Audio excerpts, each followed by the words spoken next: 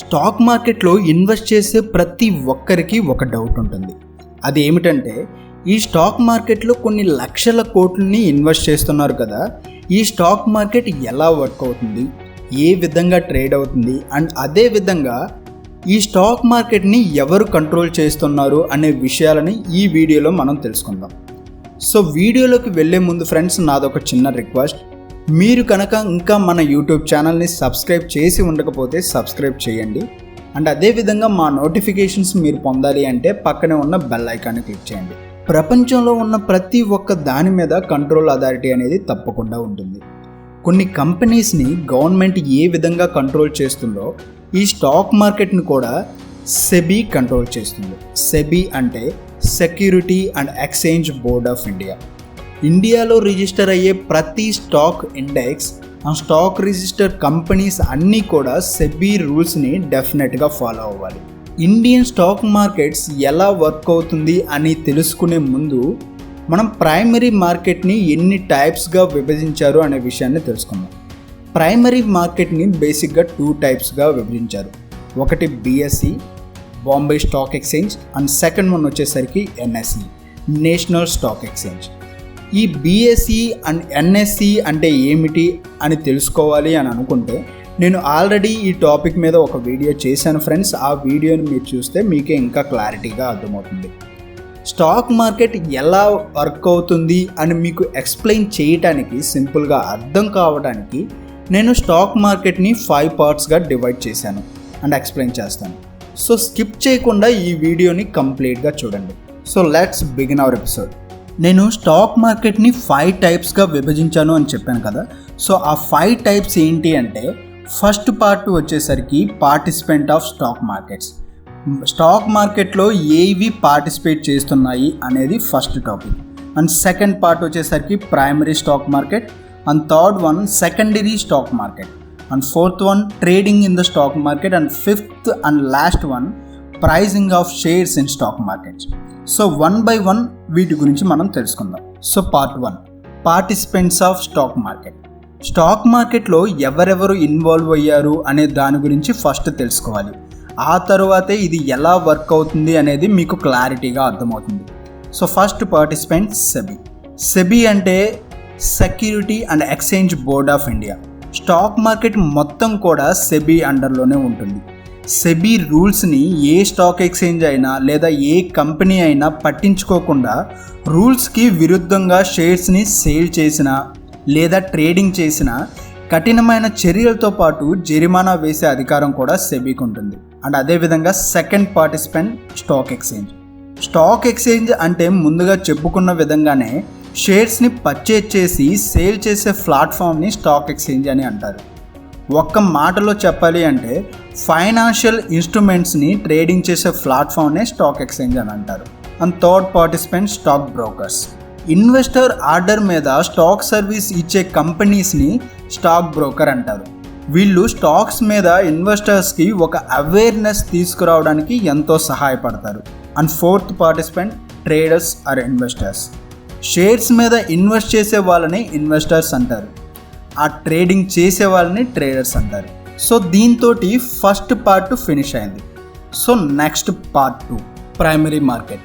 Primary market అంటే ఏమిటంటే, ఒక కంపెనీ స్టాక్ మార్కెట్లోకి ఎంటర్ అవ్వాలి అంటే ప్రైమరీ మార్కెట్లో రిజిస్టర్ అయ్యి ఉండాలి.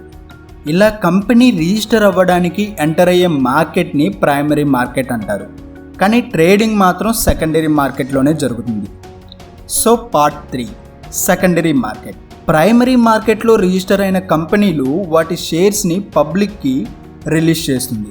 ఆ పబ్లిక్ షేర్స్ని ట్రేడ్ చేసే ప్లాట్ఫామ్నే ఈ సెకండరీ మార్కెట్. ఈ సెకండరీ మార్కెట్లో పబ్లిక్ డైరెక్ట్గా ఇన్వాల్వ్ అవుతారు. మీకు ఇంకా సింపుల్గా అర్థం కావడానికి ఒక సింపుల్ డయాగ్రామ్ ద్వారా ఎక్స్ప్లెయిన్ చేస్తాను. కంపెనీస్ ఫస్ట్ స్టాక్ మార్కెట్లోకి ఎంటర్ అవ్వాలి అంటే ప్రైమరీ మార్కెట్లో రిజిస్టర్ చేసుకోవాలి. ఆ తరువాత కంపెనీని ఏ ఎక్స్చేంజ్లో రిజిస్టర్ చేసుకోవాలి అని డిసైడ్ చేసుకున్నాక ఆఫీషియల్ రిజిస్ట్రేషన్ చేసుకోవాలి. సో రిజిస్టర్ చేసిన తర్వాత కంపెనీ షేర్స్ని పబ్లిక్కి ఇష్యూ చేయాలి. ఆ విధంగా ఇష్యూ చేయటాన్నే ఇష్యూ ఐపీఓ అంటారు. ఐపీఓ అంటే ఇనీషియల్ పబ్లిక్ ఆఫరింగ్. ఆ తరువాత స్టెప్లో కంపెనీ డిసైడ్ చేసుకున్న షేర్స్ అన్నిటినీ కూడా పబ్లిక్కి సేల్ చేసేస్తాయి. ఆ పబ్లిక్ పర్చేజ్ చేసిన షేర్స్ని సేల్ చేయడం, తిరిగి పర్చేజ్ చేయడం చేసే ప్రక్రియను ట్రేడింగ్ అని అంటారు. ఈ ట్రేడింగ్ అంతా కూడా సెకండరీ మార్కెట్లోనే జరుగుతుంది. Part 4, trading in the stock market. Indian stock మార్కెట్లో ట్రేడింగ్ ఎలా జరుగుతుంది అంటే, ఇన్వెస్టర్స్ స్టాక్ మార్కెట్ సర్వీస్ని కొన్ని స్టాక్ బ్రోకింగ్ కంపెనీస్ ద్వారా తీసుకుంటాయి. ఆ స్టాక్ బ్రోకింగ్ కంపెనీసు ఏ షేర్ ప్రైస్ పెరుగుతుంది, ఏ షేర్ ప్రైస్ తగ్గుతుంది అనే అనాలిసిస్ చేసి ఇన్వెస్టర్స్కి త్రూ మెయిల్ ద్వారా కానీ లేదా మెసేజ్ ద్వారా కానీ పంపిస్తారు. ఆ ఇన్వెస్టర్స్ షేర్స్ని సేల్ చేయాలి అన్నా లేదా పర్చేజ్ చేయాలి అన్నా కూడా ఒక ఆర్డర్ని స్టాక్ బ్రోకర్స్కి ఇస్తారు. సో ఈ ప్రైస్లో నాకు ఈ షేర్ని పర్చేజ్ చేయండి లేదా ఈ ప్రైస్లో నాకు ఈ షేర్ని సేల్ చేయండి అని స్టాక్ బ్రోకర్కి చెప్పడాన్ని మార్కెట్ ఆర్డర్ అని అంటారు. ఈ విధంగా ఇన్వెస్టర్స్ ఈ ఆర్డర్ని వాళ్ళ స్టాక్ బ్రోకర్స్కి ఇస్తాడు. బట్ చాలామంది ఓన్గా అకౌంట్ని మెయింటైన్ చేస్తారు కాబట్టి వాళ్ళకి స్టాక్ బ్రోకర్స్ ఉండరు. బట్ ఇంకొంతమంది బ్రోకింగ్స్ ద్వారా సర్వీస్ని తీసుకుంటున్నారు కాబట్టి ఇలా ఆర్డర్ తీసుకున్న బ్రోకర్స్ షేర్స్ని పర్చేజ్ చేయడం లేదా సేల్ చేయడం చేస్తారు. మీకు ఇంకా బాగా అర్థం కావడానికి ఒక సింపుల్ డయాగ్రామ్ ద్వారా ఎక్స్ప్లెయిన్ చేస్తాను. ఇక్కడ చూసినట్లయితే ఎవరైతే షేర్స్ని పర్చేజ్ చేయాలి అని అనుకుంటున్నారో వాళ్ళని బయ్యర్స్ అంటారు.